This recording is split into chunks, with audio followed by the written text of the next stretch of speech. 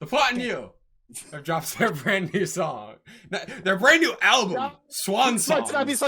We're cutting that. We're cutting that in post. Right, yep. You lost your chance to do the transition. Jacob, take it away. The Plot and You have released their new album, Swan Song.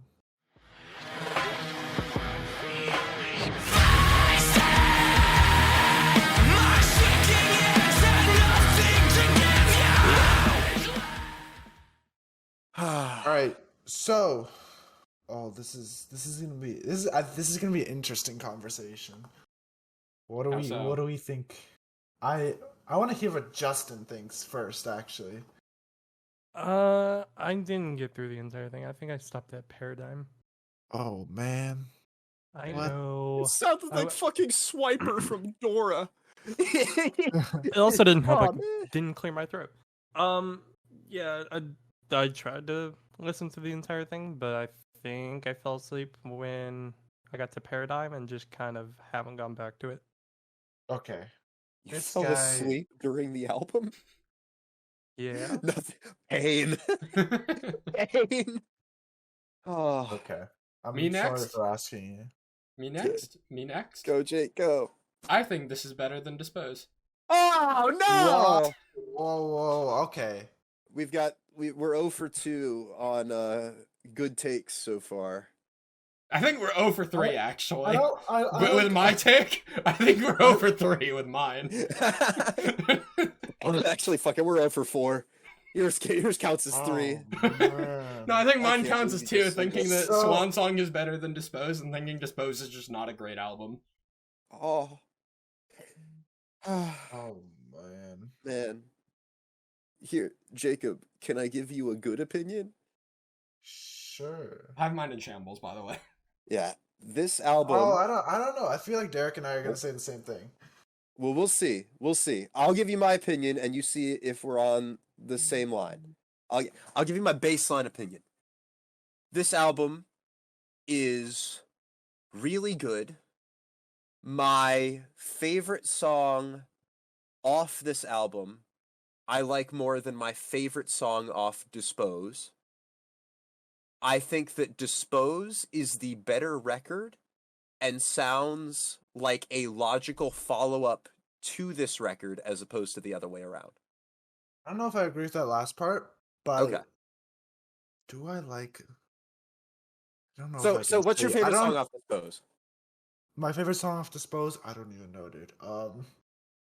You're There's asking so Jacob to many pick a good ones. favorite child. there's no, you can't make me do that. I can't answer that question. I can Actually, clearly shit, I tell don't- you on this album too. No, I can tell you. Okay, clearly so what's what your my favorite off this album? Whole Without Me. Okay. Good Good, choice. good take. Not my good take. favorite, but good take. Actually, you know what? Now that you say I'm just that, gonna looking at the interject real Dispose quick. track listing, and I can't pick a favorite. I'm just gonna interject uh, real quick. Whole Without Me might be my favorite song as well.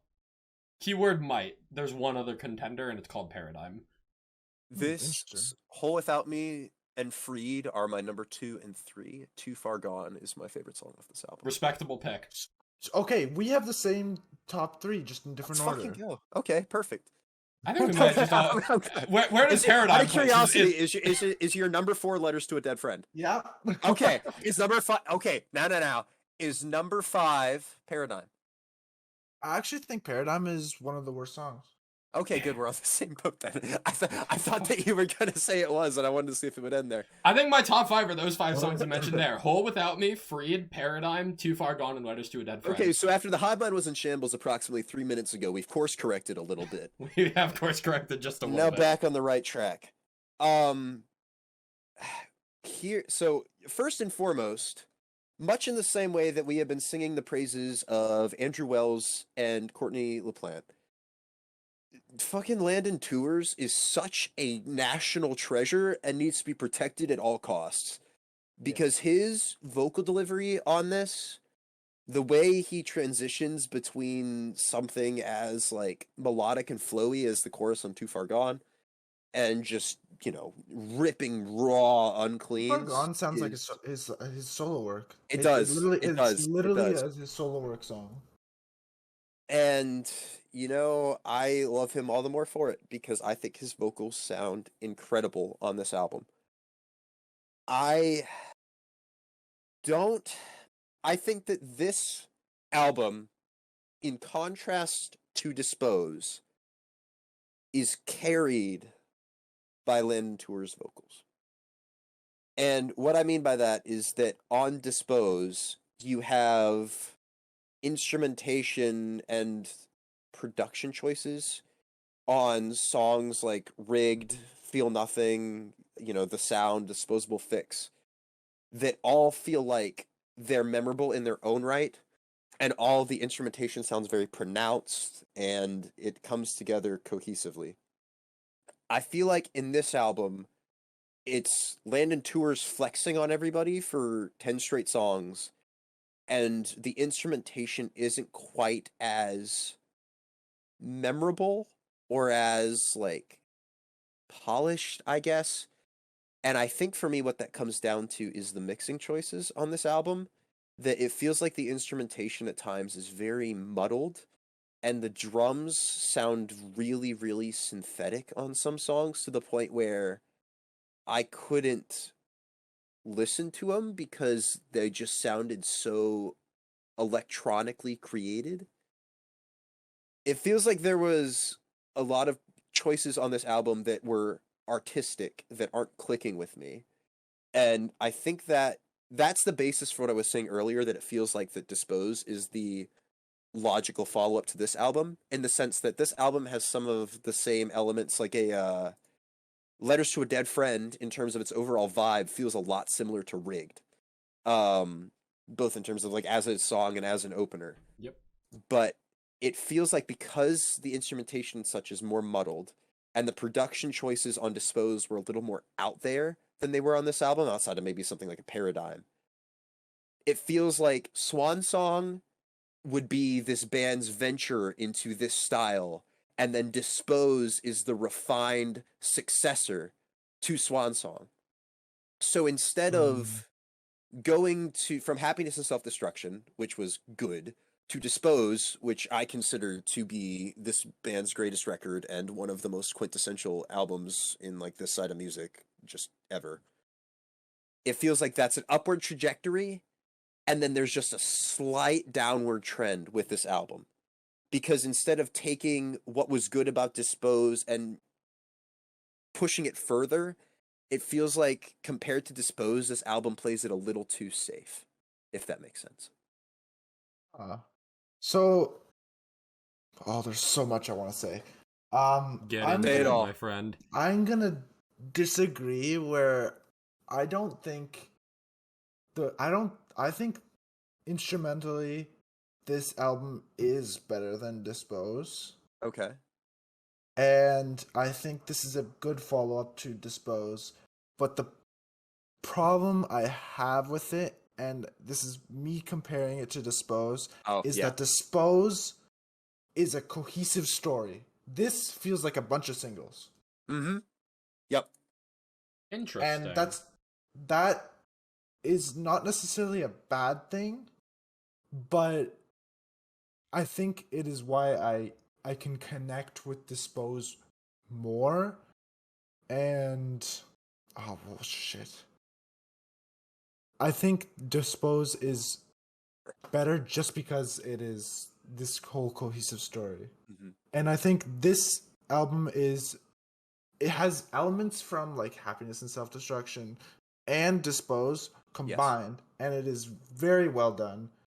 And I say, Whole Without Me is literally Crows and Dispose mixed. And I think that's why I love it the most. That's my favorite song. Yeah. Also, I don't feel like this album has as much of an emotional connection.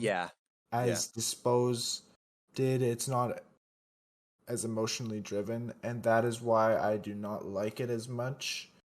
For me, that ties back into the instrumentation feeling not as pronounced and raw, I guess. The vocals are as raw as they were before, I feel like, but the instrumentation doesn't hit as hard as I would like it to, so it's not driving home those pronounced vocals and the way that this album doesn't hit the way I want it to. Basically, would be a way to put it. It's our expectations. It's our expectations. Yep, I agree. You're talking. It's kind of I think. Are you talking about Spirit Box? Yeah, you're talking about Spirit Box. How are you supposed to follow up Eternal Blue? Yeah, how the fuck do you follow up? How do you follow? Yeah, right. Even though I don't think of Dispose in as high of a light, I definitely get what you mean. Yeah, I don't know. I think, you know what, you saying this feels like a collection of singles, really, I think reinforces the fact that we can pick our favorite song off of this one, but we can't off of Dispose. Because with the singles, it's easier to, like, when a song is released as a single, you're supposed to like it more, and so we can find something here that feels a bit more accessible, replayable, whatever. 100%. I want to touch on that, because I don't know if I would agree with this feels just like a collection of singles. Because I feel like Whole Without Me into Freed puts a nice bow tie on this album, and I feel like Letters to a Dead Friend is a really solid opener that has like that build up of like an atmospheric energy. Oh no, I agree. I 100% agree with Whole Without Me into Freed. That is like the only section of the album that I think has like cohesion. Dispose vibes. Yeah. Cohesion. Yeah. Well, I mean, like, really, the tracks 1, 9, and 10 on both this and Dispose feel very similar to me. Like, the sound into Disposable Fix, I feel like the vibes that those two songs have, they've got the same sort of vibe, whereas, like, Whole Without Me and Freed have the same sort of vibe, and then Rigged and Letters to a Dead Friend have the same sort of progression. Not to embarrass myself any more than I already have, but I forgot that there was a song called The Sound on Dispose. It's okay to have a shitty take.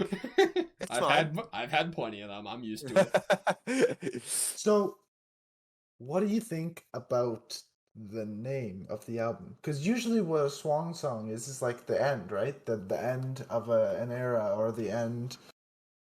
I don't like it. Because, for a multitude of reasons. A, if this band stops putting out music, I'm going to be sad.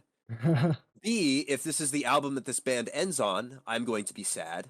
Just by virtue of, like, I want a band to end on, like, a high note, their best work, like, one last goodbye to everybody, and I feel like, unlike Dispose, there is further work that could be done on this album to make it worthy of being that final send-off. And I also just don't like the implications of the title. Like, the speculation alone is enough to make me not like it, let alone the actual, like, hypothetical repercussions of it. I'm hoping that and maybe there is already, and I just missed it, but some sort of interview where somebody asks them about the title and somebody from the band clarifies, because, like, I don't want this band to stop making music. That would make me very upset. I almost feel like that's reading too far into it. I feel like the plot and you are too successful to just quit at this point. Well, what if it's like a soft reset, like they're a change in sound? It could be, I guess. I don't know. I want them to change their sound, though. Exactly. Because there's nothing that sounds like them. Like, right. Even if this isn't my favorite style of, like, whatever the hell genre you want to call the plot in you. Wouldn't that be something? That they're like, yeah, we were going to make this our last album, but then we went viral on TikTok, and it revitalized the band. Like, what else is there to say? Am I off the wall thinking that there's like two songs on here that kind of remind me of Imagine Dragons? I know one of the songs you're talking about, and it is the intro song. Yeah. And I would agree at some points. The other one I was thinking was Too Far Gone with the chorus. I don't see that. I see that as a Landon Tours like solo. It sounds like his solo work. Okay, yeah, fair enough. I don't know. Particularly Letters to a Dead Friend, just the way that song builds with the drum work in particular very much reminded me of some like classic Imagine Dragons, which was really funny. Yeah, I'm not gonna lie. The chorus of Too Far Gone, like, goes up to Imagine Dragons' discography, kills it, like, takes a shit on it, and dumps it in a river.